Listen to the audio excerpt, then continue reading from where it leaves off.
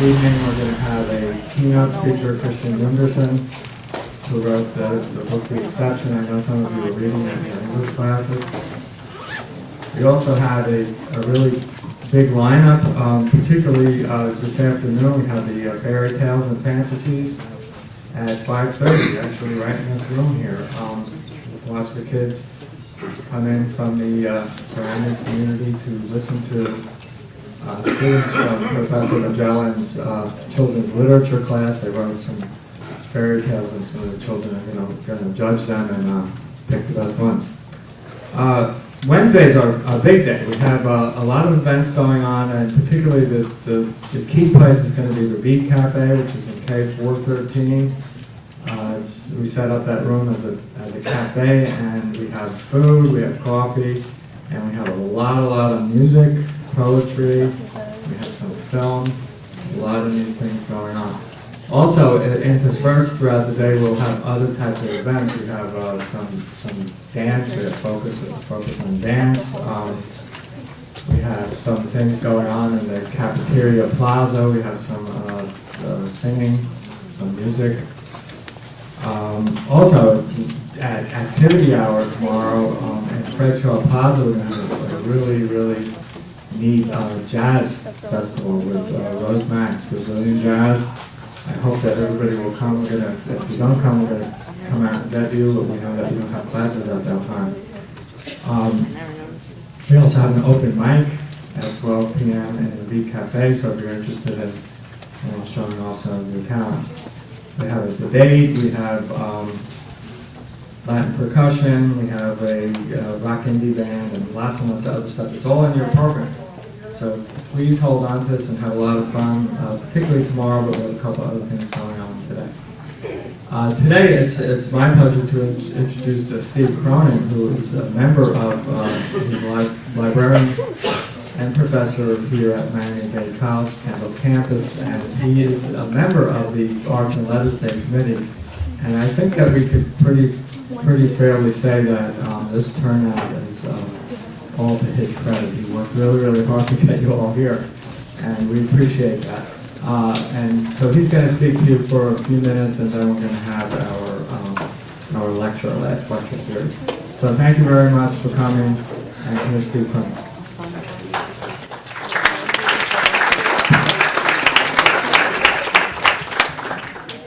Hi, can you hear me? Yes. Thank you for coming for what we hope will be the very first of the last lecture. The name, the last lecture series, is actually as ominous as it sounds, and also as life-affirming. It comes from a talk Professor Randy Pausch of Carnegie Mellon University gave in September 2007. He called it Really Achieving Your Childhood Dreams.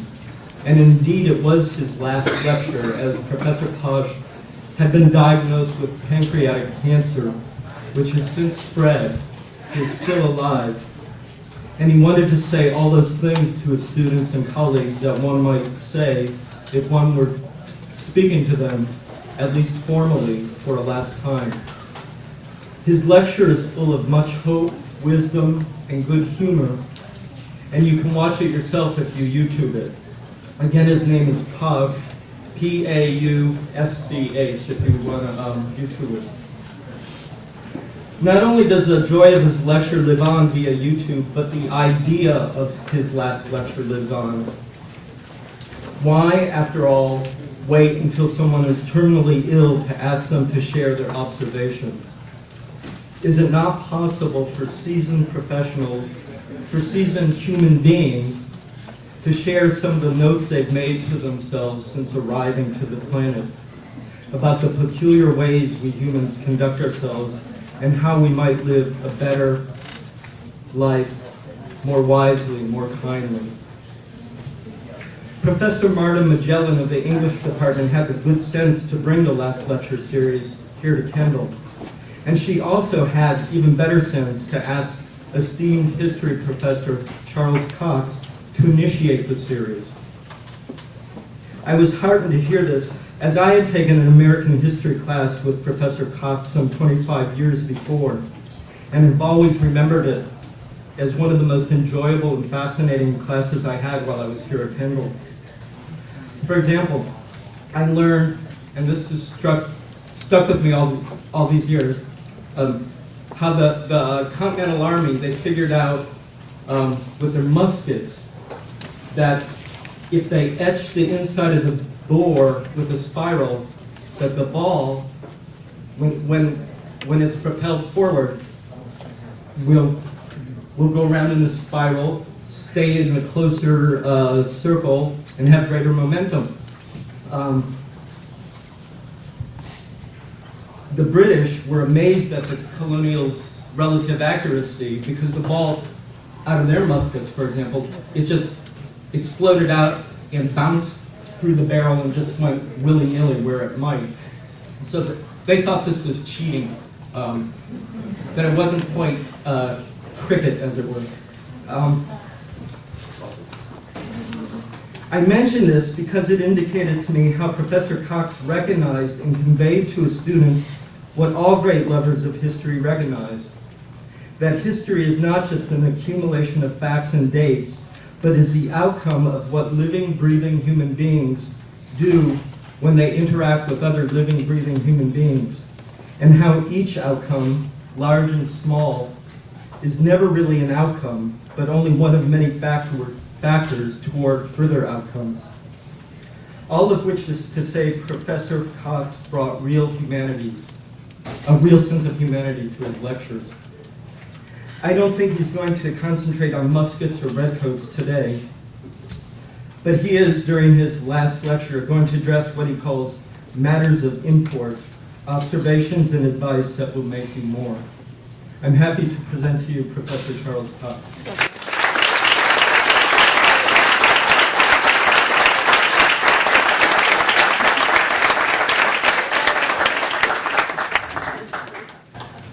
Ladies and gentlemen, good morning. Good morning. Those of you in the back, would you please consider coming up here? We have plenty of room if you don't mind sitting on the floor. I'd be delighted to have you up here. And that will allow other people who are standing outside to come in. If you'll just bear with me on this, ladies and gentlemen. There are people staring through the window, for goodness sake. Wondering what we're doing now. There's plenty of room. Please come on. Please. You're cordially invited.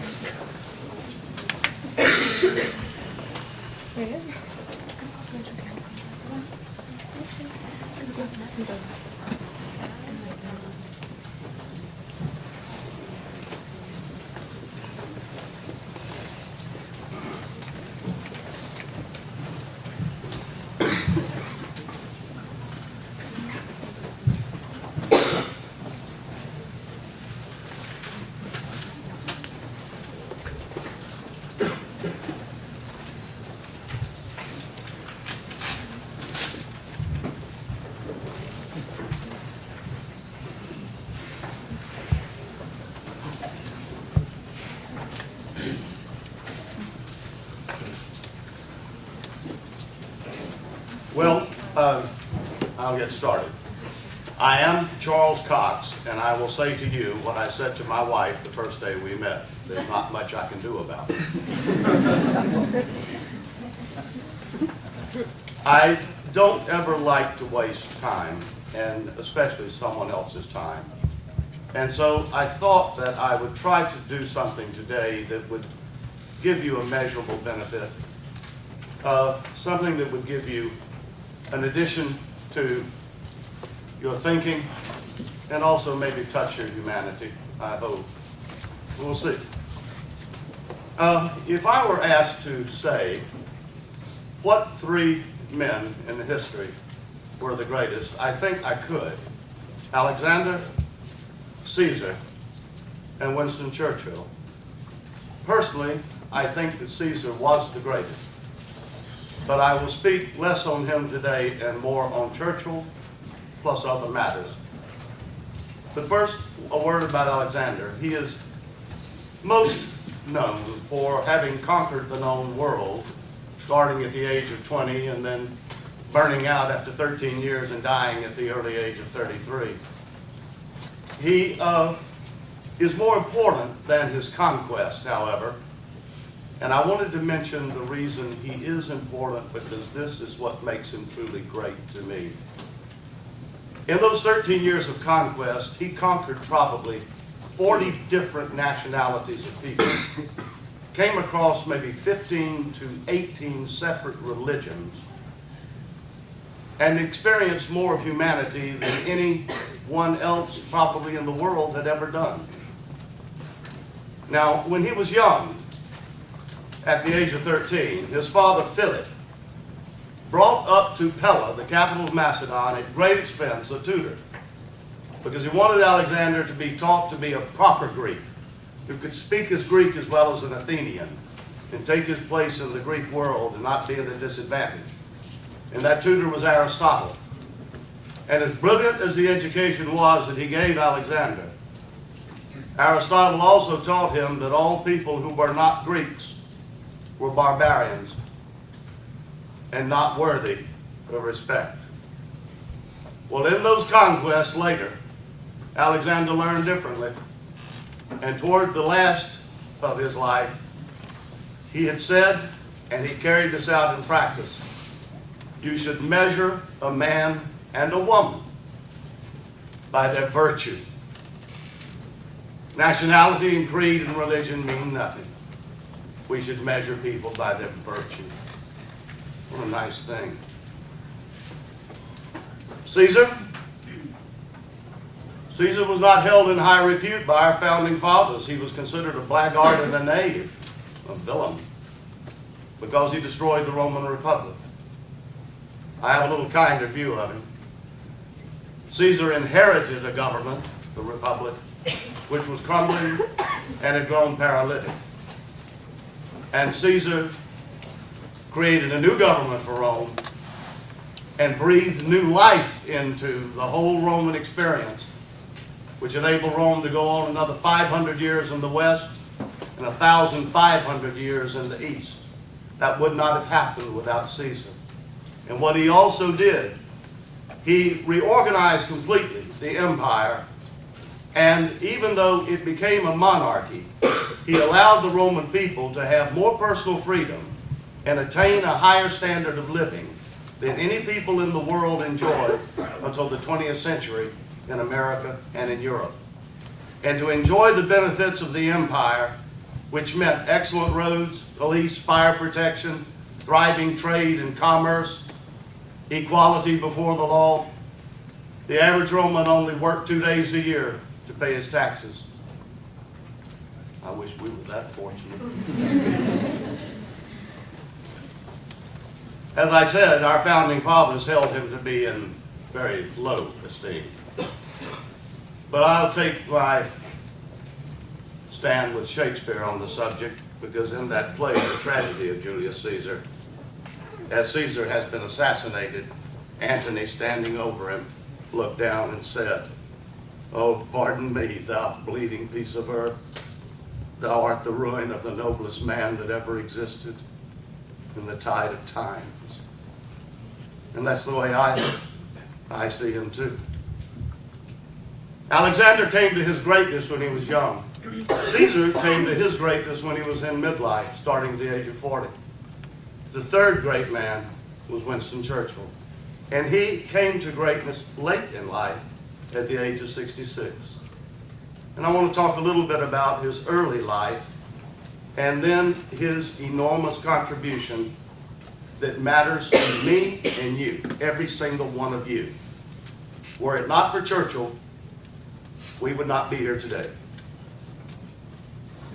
Now, he was born in 1874 in Blenheim Palace in England, the son of Lord Randolph Churchill and his American wife, Jenny Jerome, who was drop dead beautiful. A brunette, blue-eyed. She would have been a beauty in any age. And she married Lord Randolph Churchill, who looked more like a frog than anything I could think of. Opposites apparently attracting there, and I think his money didn't hurt. In any event, they had a son, Winston, Spencer Churchill. And I don't know why they bothered, because they didn't have any interest in raising him. His father had really little to do with him and avoided him as much as possible. And his mother was the same way. He said about his mother later, "She was for me the evening star, and I loved her, but at a distance. She was always too busy with her social affairs, you see, to pay any attention to him." And as soon as they could ship him off to private school, they did. And he had a tough time, because he was not naturally athletic. He wasn't tall, straight, and nimble. He was rather short and uncoordinated, and he was bullied quite a bit. And then on top of that, he was a poor student. He had a terrible time with mathematics.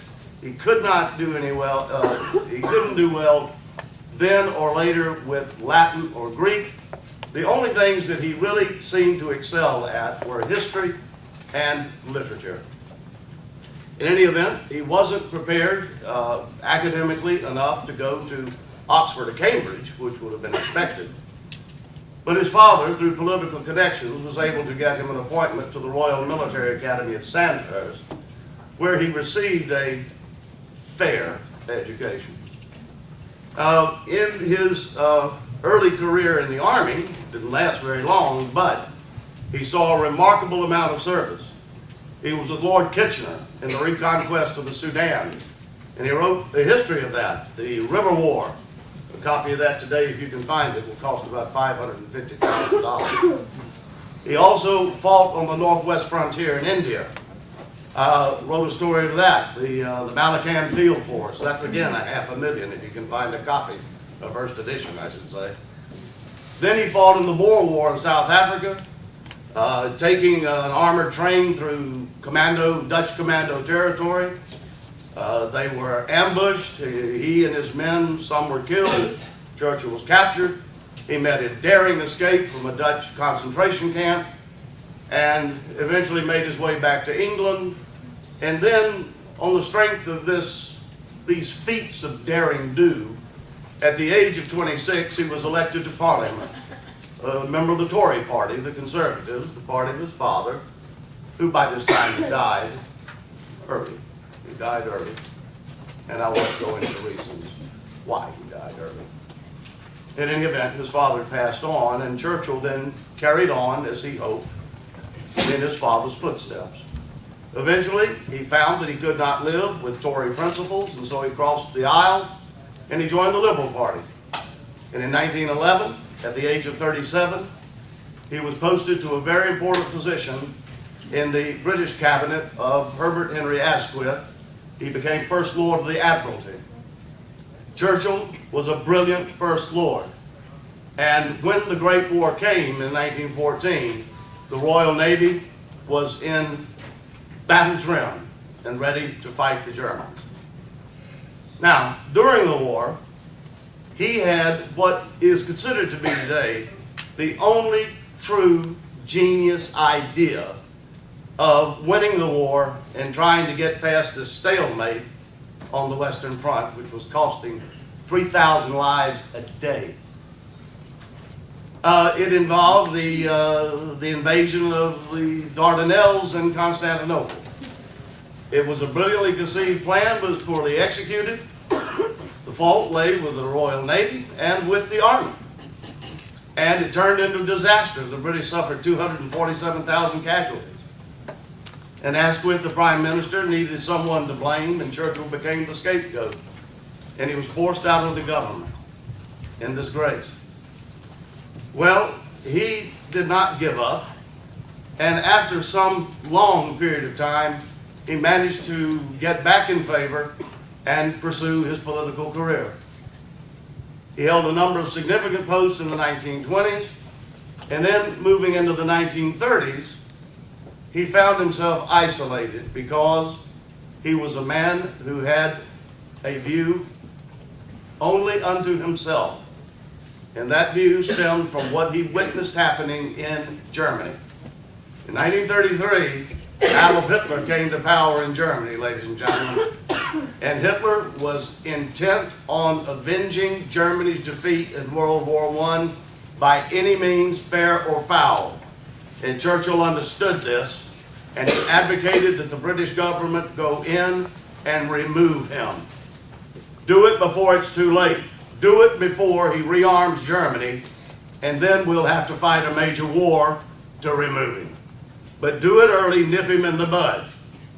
The leadership of the government, Tories, instead of listening to his advice, decided to heap buckets of abuse on his head and accuse him of being a lunatic and of trying to drive Britain into another bloody war like World War I had been. And this became their pattern throughout the 30s.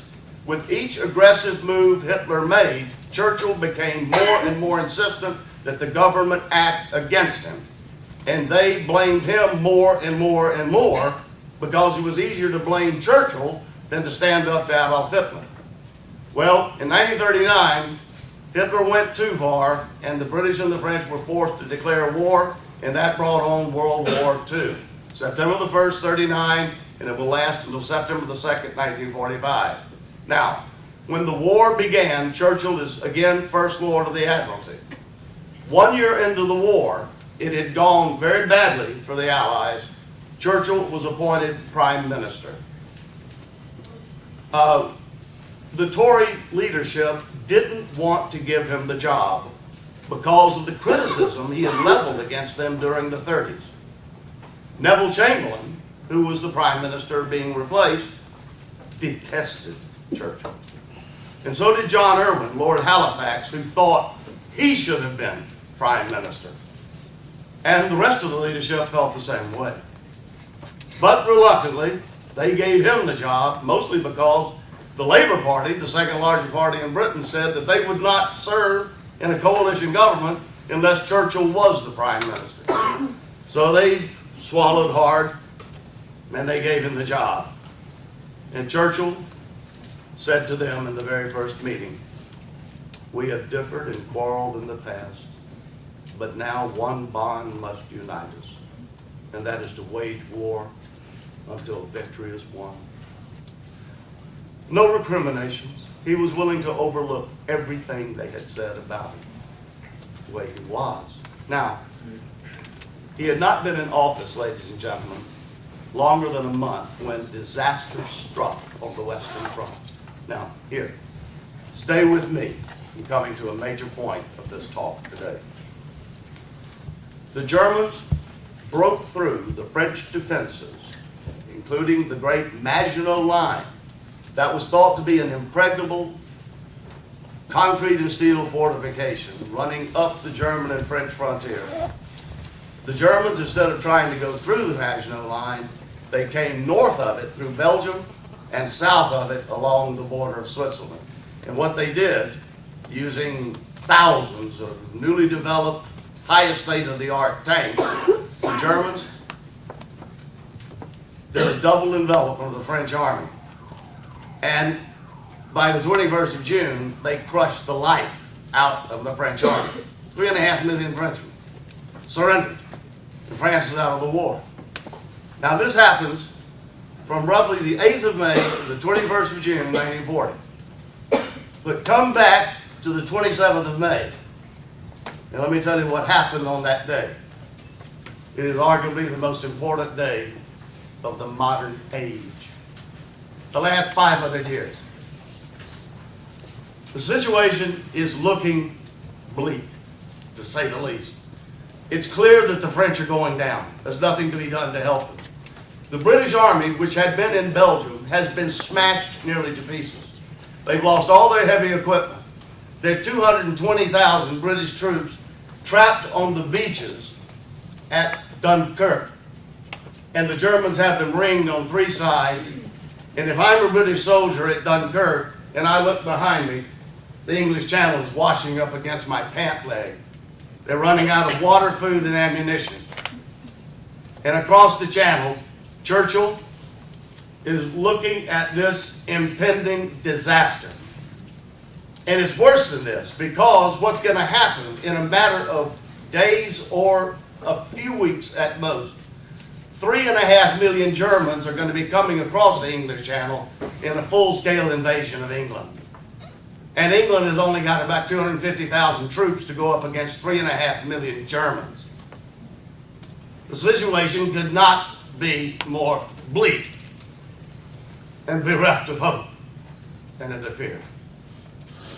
And on that day, on the 27th, Churchill was in the countryside at a munitions factory, exhorting the workers there to produce more than they had been doing.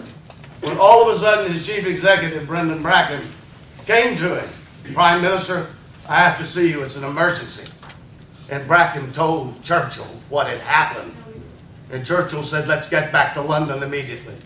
And with the police escort, they blazed a trail for London. And Churchill called a meeting of the War Cabinet. That is the highest level policy-making body in England and the Empire.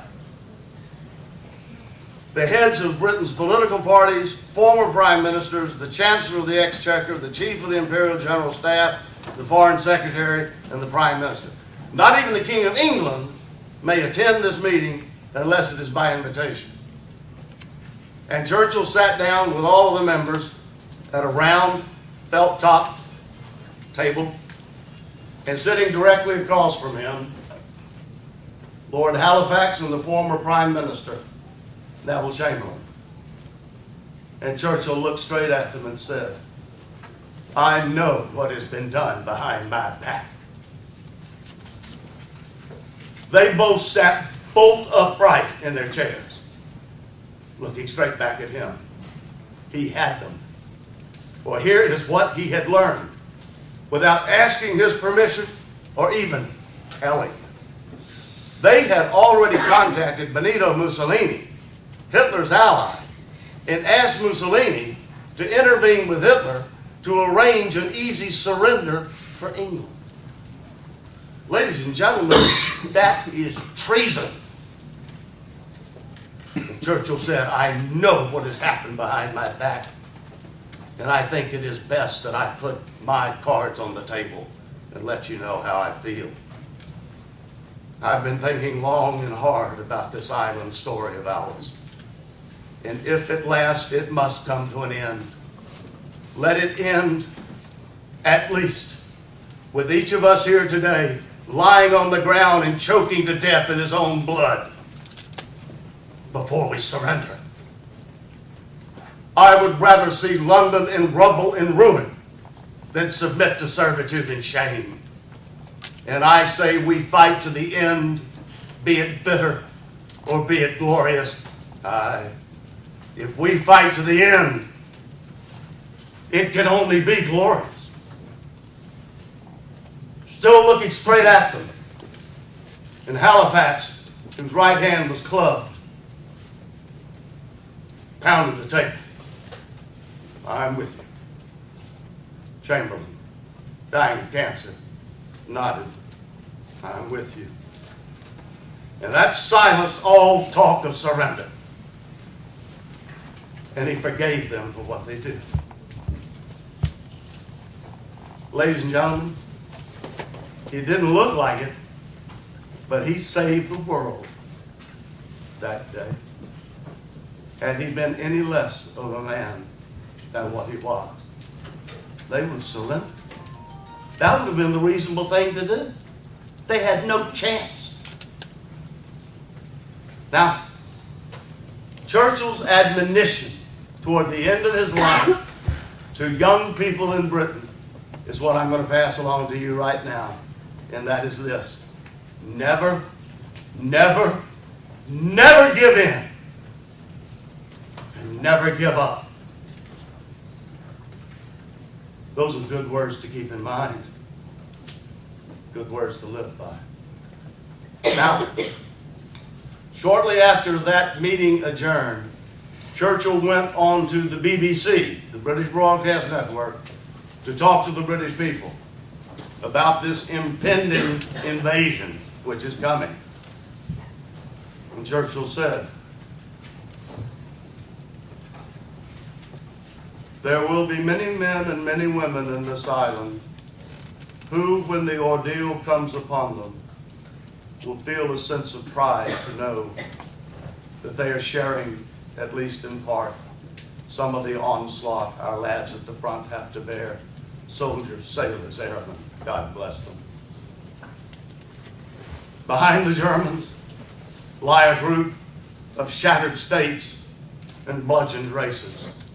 The Czechs, the Poles, the Norwegians, the Danes and the Dutch and the Belgians, upon whom the long night of barbarism will descend, unbroken even by a star of hope, unless we conquer, as conquer we must, as conquer we shall. Hitler knows he'll have to break us in this island or lose the war. If we can stand up to him, all Europe may be free, and the life of the world may move forward into broad, sunlit upland. But if we fail, then the whole world, including the United States, including all we have known and cared for, will sink into the abyss of a new dark age, made more sinister and perhaps more protracted by the lights of perverted science. So let us therefore brace ourselves to our duty, and so bear ourselves that if the British Empire and its Commonwealth last for 1,000 years, men will still say, this was their finest hour. Ladies and gentlemen, he sent the English language into battle. It used to be called the language of Shakespeare, the language of Milton. Now it is called the language of Shakespeare, Milton, and Churchill. He gave them hope through resolute defiance. They were going to fight to the death. And by the way, in another speech on the BBC, he addressed another little matter. He said, I am aware that most of the women in this island do not know how to use firearms. But there is something that every woman in this island does know, and that is how to wield a butcher knife.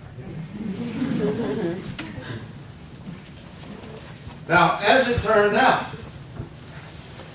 things happened and Britain survived. Made it through 1940, and then in 1941, with the British still expecting the German invasion, Hitler did something that caught everyone in the world by surprise. He ordered the invasion of the Soviet Union. Joseph Stalin and the Russians, they were his partners. But Hitler ordered the invasion of Russia. You see, he was an anti-communist. And he intended to go ahead and nail the Bolsheviks in Russia, get them out of the way. And he thought that he didn't have to worry about England. They're going to be holed up there on the island, not likely to try to cross the channel. So go ahead and nail Russia. Well, that campaign was 6 months old, and Hitler is on the verge of knocking the Russians out. When, on the 7th of December, again to the astonishment of the world, the Japanese attacked Pearl Harbor and brought us into the war, but only against Japan. We needed to be at war against Germany, but we weren't. We were only at war against Japan.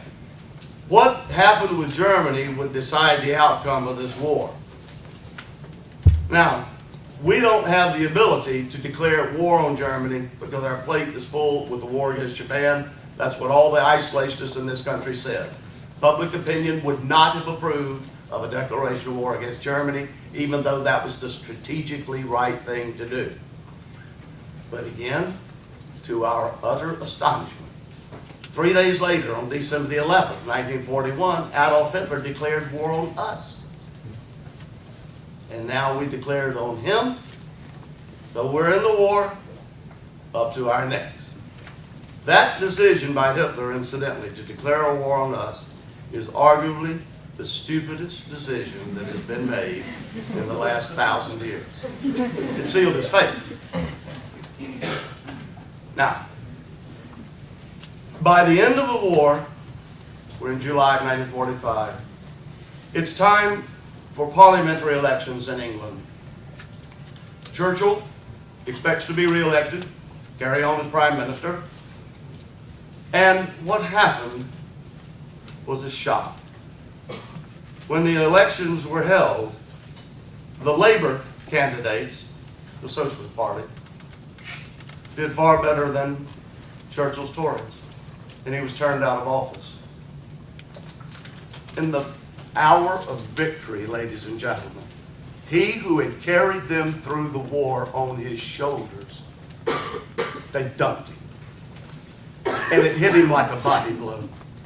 His wife of 45 years, Clementine, later said, "I'd never seen him so distraught." And as they packed their things at number 10 Downing Street to go down to Surrey, their home, Chartwell in Surrey, she said he didn't speak. He was just morose. And the whole way down, he didn't speak. And then he got out of the car, he walked up to the side door, he unlocked it, and he walked in ahead of her. And she said in all the years she had known him, it was the only ungentlemanly thing he ever did. But he walked in ahead of her, he poured himself a glass of scotch, and he got one of those Aroma de Havana cigars, which he was so famous for smoking, and he put wood in the fireplace, and he plopped down on the Chesterfield sofa, just staring into the fireplace. And Clementine said, he never drank the scotch, he never lit the cigar, he never asked the footman or the butler to light the fire. He just stared into the fireplace for 2.5 hours. And then she tells us, she sat down beside him. But Chesterfield has a rolled arm. She sat down there and she put her arms around him and she said, "Come now, Winston, perhaps this defeat is a blessing in disguise." And he spoke for the first time and he said, "If it is very effectively disguised." Well, never give in and never give up. He pulled himself together and he wrote his Memoirs of the Second World War, one of the finest pieces of historical work ever written. And for that he won the Nobel Prize. And in 1951, the British brought him back as Prime Minister. And in 1953, he presided over the coronation of Queen Elizabeth. And standing there at this moment of awesome brilliance, the coronation of a queen, Churchill spoke and he said, "The old world in its sunset was fair to see, and I, whose youth was spent on the unchallenged glories of the Victorian era, may well feel a sense of pride to invoke once again the anthem and the prayer, God save the Queen." He lived on until 1965, dying at the age of 91. But in death, he kept true to his maxim. And here's what happened. Now, I have to interrupt myself for a moment. Time out. Most of you don't have any connection with the military, so I have to explain two terms. Taps, blown on the bugle, that's at sundown, day is done, calm the sun, all is well, safely rest. Reveille is a different bugle blast. That means wake up. And that's the one thing you don't want to hear when you're in the service. Wake up.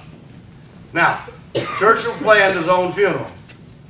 It was at St. Paul's Cathedral, next to St. Peter's in Rome, the greatest dome in Europe, maybe even larger than the Capitol dome. I used to know that and don't remember for sure. In any event, the funeral was there, and after the proper words had been said, from up in the top of the dome, massively large dome, a bugler of the Royal Marines stepped forward and blew taps. And everybody thought, well, that's appropriate. He's the last lion. And he's gone. And people were sort of mentally getting ready now to leave. It was the end, but not really. When that bugler finished playing taps, another bugler from the other side of the dome stepped up and he blew Reveille. He would not even give in to death, ladies and gentlemen. And incidentally, Churchill was a very good painter, and he said, I intend to spend my first 1,000,000 years mastering the art of painting. Now, what does that mean beyond what I've said? It had a profound meaning for me. Never give up in my life. And I want to share 2 true stories in my life, which I think will be of interest and benefit to you. Else I would not bring them up. First, I was a very poor student in college. Very poor. I graduated barely from the University of Georgia with a 70.3 average. I had 4 WFs on my record. Withdrawal failure. I was too lazy to even go and withdraw from the class. But I want you to know, I was a Phi Delta Theta. I was excellent in the fraternity. I drank a lot of beer, and I chased a lot of women. My problem was I didn't want studying to interfere with my education, and I didn't let that happen. Now, I did a stint in the Navy, and one thing led to another. And I needed to get a real job, and so I applied at an advertising agency, Tucker Wayne and Company in Atlanta. It was the largest agency south of Philadelphia. And they hired me. I stayed there for a year, year and a half. But then I allowed myself to be seduced with the possibility of obtaining a job in marketing. That was my undergraduate major in marketing and advertising. With Johnson & Johnson Corporation, baby powder, baby Band-Aids and all that. And that job intrigued me because of the very high salary. It was, counting all the benefits, it was almost $10,000 a year, and the average American was making about $3,500 a year in those days. They even gave me later a $50 a month clothing allowance so I could keep up the image of a J&J man. But anyway, I interviewed for that job. The position had been open 13 months, and I later learned they had interviewed 162 people for the job. But I got the job. And my best friend, Brad Bradbury, said to me at about that time, he said, are you going to really be happy marketing baby powder, and baby soap, baby shampoo? I said, sure. I wasn't thinking. He was right. I should have known better. That bored me to death. And I did well at J&J. I tell you truthfully, I did well. Very well. But I knew that it wasn't for me. And on the day that I received a major promotion, I resigned. I'd already thought it through because a week earlier I had been in New Brunswick in New Jersey for a marketing conference. And we finished early one afternoon, and I drove over to Princeton. And I walked the campus at Princeton, ivy and granite. And I sat down on the bench in front of the library, and I thought to myself, I cannot go on like this. It's not fair to them. I'm not doing myself any good. So I'm going to turn in the resignation. So I did. So I left J&J. The question, what am I going to do? Well, I had decided that I would do something that did interest me. And only a few things really interested me, and one of them was history. So I decided that I would go to graduate school at the University of Georgia, get a master's and a doctoral degree in history, and I'd teach at the college level. Do you see how quickly I decided all this? As if it could just be done like that. Well, I had to go and apply for admission. So I had an interview with Dr. Lee Kinnett, the graduate coordinator. And I want you to know, I'm here with my transcript. I've taken 2 courses of history in my life, made an A and a B. And I have a 70.3 average, but I was in a $500 Oxford suit. I was coiffed, manicured, and I looked good. Dressed good. And Dr. Kinnett looked over that manuscript and he took his glasses off and he said, Mr. Cox, he didn't even bother to stand. whatever gave you the notion we would admit you to the Graduate School of History? And ladies and gentlemen, for one of the few times in my life, I was speechless. I thanked him for his time. I tucked my tail and went back to Atlanta. And about a week later, on a Friday, a buddy of mine, I mentioned him a minute ago, Brad Bradbury, he came over my apartment, and we spent an evening together, probably watching a prize fight, but anyway, we were drinking beefeaters, I remember. And about 2 in the morning, he knew what had happened. He said, you know, you really need to do better than that. You can't quit. You need to go back up there and try it again. So I said, yeah, that's what I'll do. And I had another drink. Hell yeah, that's what I'll do. So I made another appointment. And again, I'm looking good. But this time, as it turned out, there is a new graduate coordinator. Dr. Connett had resigned. This man was Dr. James Buck, formerly instructor, United States Military Academy at West Point. He had been on General MacArthur's staff during the occupation of Japan. The great man. And I went in, introduced myself, Dr. Buck. Let me explain something before you turn me down. I know I don't have anything there to recommend me. But what was done there was the younger me. I've matured now, and I believe I can do this. He said, it's a tall order. You don't have the background. I said, well, I can acquire it, and I'm willing to do it. I said, let me make a proposal. I said, all right. I said, you pick the 3 hardest courses you've got in that catalog. I'll come up here this fall, and I'll make 3 A's. And if I make 3 A's, you go to bat for me and let me in. He stood up and he said, that's the best offer I've had in years. And we shook. And that fall, ladies and gentlemen, I had to read 3 times as much as anybody else. I had to work 3 times harder than anybody else, and I got 3 times less sleep than anybody else. There was no drinking, no smoking, no ladies, no sports page, no nothing. Just me and the books. But I made those 3 A's. And Dr. Buck, great man that he was, he put me in. I then made 26 A's and a B. And here I am today. I didn't give up and I didn't give in, like Churchill had always said. And I want you to know, even a poor, embarrassingly lousy student like me can do something when you put your mind to it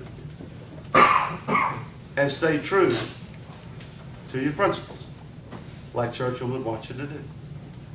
But there's a second thing that I wanted to tell you that's even more unlikely than that. It's the most unlikely thing that's ever happened to me in my life. And I don't know how to account for it.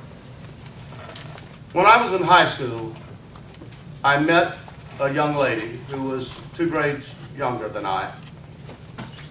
And when I saw her, she was walking out of a building and headed for the parking lot. And I said to myself, do something, or she's going to walk out of your life. So I intercepted her. And she looked me up and down. She said, yes.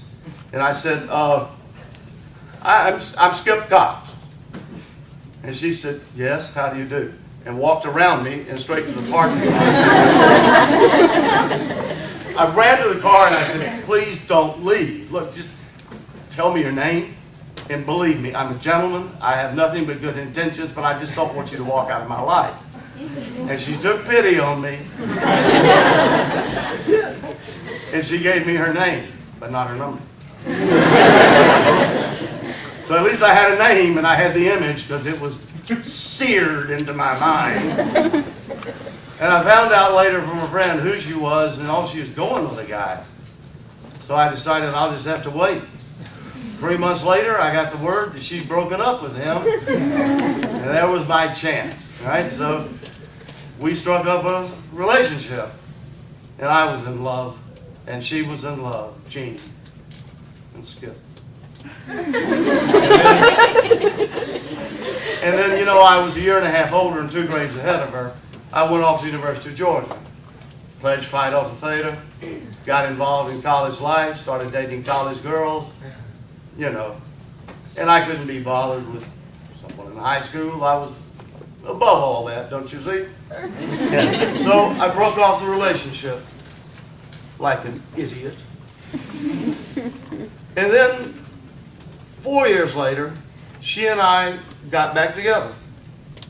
And we were together for 2 years, but I broke that off too because I didn't want to settle down. I wanted to go to Europe and do other things. So I did. I suited myself.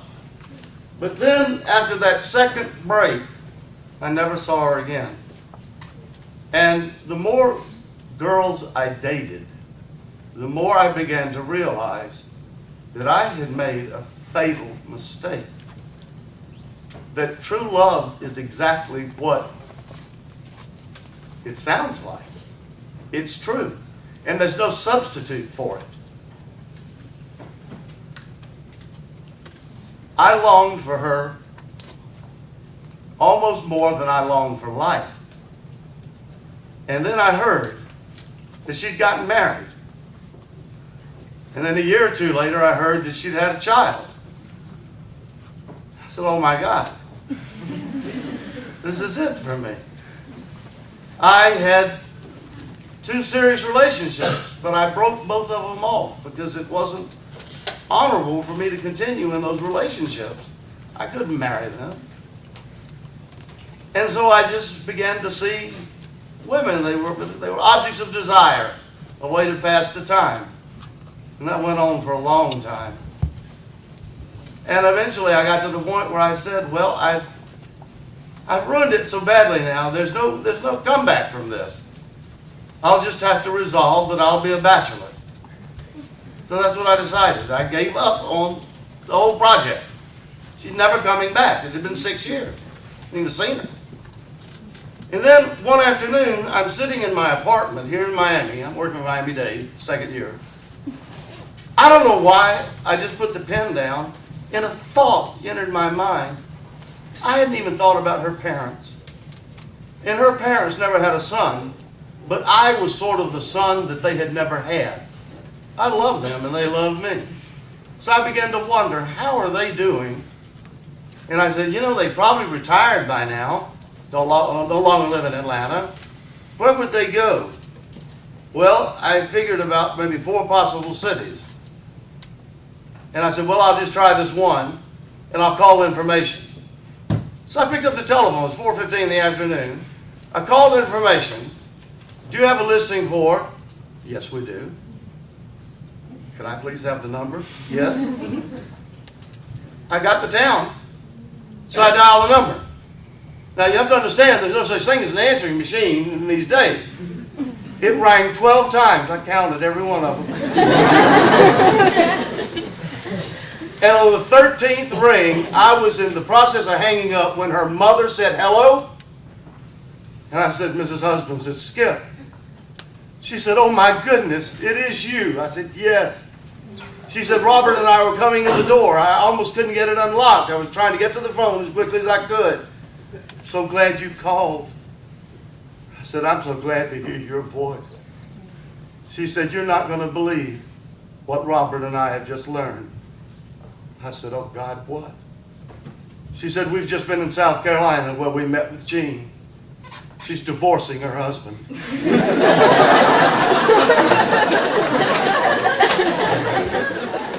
For infidelity. With Jean, 1 strike and he was out. So the divorce. But her mom said, Jean's going to come to see us at Easter. That was 2 months later. Would you like to come up? And I said, yes, ma'am, I would. So, ladies and gentlemen, I appeared, and I drove up, and I was thinking the whole time, just whatever you do, don't make an ass out of yourself. Say something, but make sure it's right. Anyway, I saw her for the first time. She was more beautiful than I had even envisioned in memory or being. And there she was with her 2-year-old daughter. And I was more in love with her then than I ever had been in the past. And her mom and dad took care of her daughter, and we had a date that night. And her dad said, "Skip, nothing changed, 11:15. Yes, sir. Yes, sir. That was the mayor of City Hall talking. So at about 11 o'clock, I'm driving back toward their house, and I'm thinking, my God, you got to do it. You got to do it. Because I had to leave and go back to Miami the next day. And so I pulled the car off the side of the road, and I said, "Jean, I want you to marry me." And when she said no, you could have knocked me over with a feather. You see, I was very much of an assuming kind of a person. I thought she'd just say yes. But she did tell me, she said, "I have never quit loving you, but I'm just not sure about you and how stable and permanent the relationship would be." I said, "Would you give me a chance to prove it?" She said, "Yes." So I drove from Miami to South Carolina, 16-hour drive. I would get through in my class at Miami-Dade, 16 hours up, and then knock on her door. She would open it, and I'd just fall forward. We spent about 6 hours together. Then I had to spend 16 hours driving back here, and I did that for 6 months, ladies and gentlemen. But finally, she took pity on me. And she said yes. And we married very quickly after that. I adopted her daughter the day after we married. And those are the 2 best things I ever did in my life. And we've been together now all these years. We had our first date in January of 1962. That's a long time. And the thing that's remarkable is that my wife knows me, and she still likes me. And we've been married since '76. Excuse me, please.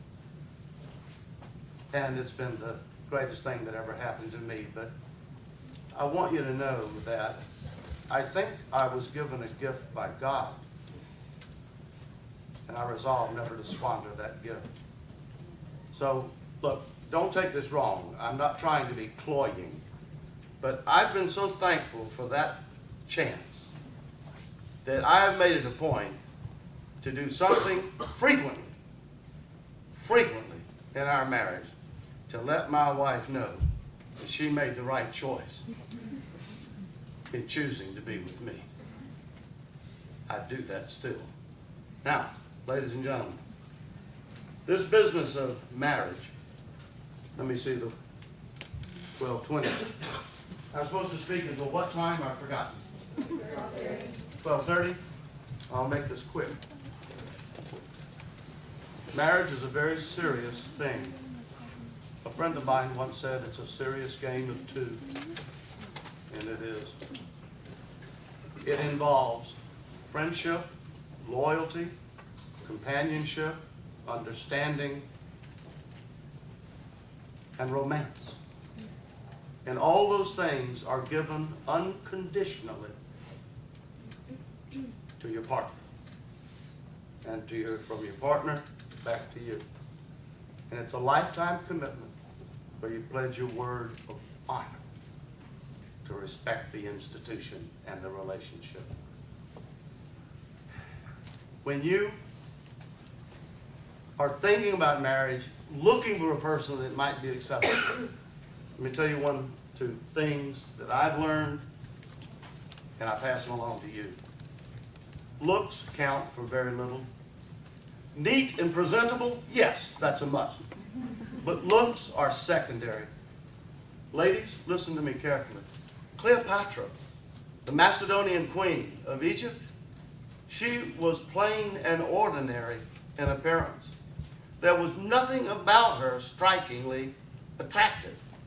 A very average figure, and very ordinary face. Yet the two greatest men of the age fell at her feet, Julius Caesar and Mark Antony. And what was it about Cleopatra that drew them to her like a magnet? Plutarch tells us. Quiet confidence. She knew who she was. She knew what she was about. She was comfortable being Cleopatra. She radiated quiet confidence. And that will draw a man as quick as anything I know. And it drew Julius Caesar and Mark Antony to her.